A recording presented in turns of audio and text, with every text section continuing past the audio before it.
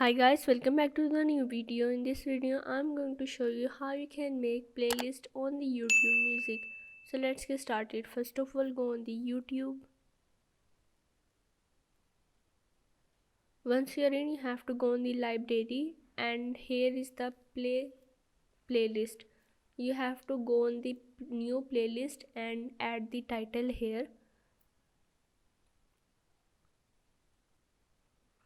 Now here is your privacy, like public, unlisted or private. In private only you can view this, and in public anyone can search for and view it.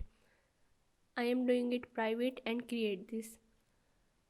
Now you have to go to the home and search for any song that you want to add your playlist. Once you search for the song, you have to click on these three buttons, and here you have to save to the playlist and click on that playlist which you recently made and click on the done. Now you have to go back to the library, and here is your song has been added. So yeah, this is how you can make playlist on YouTube music.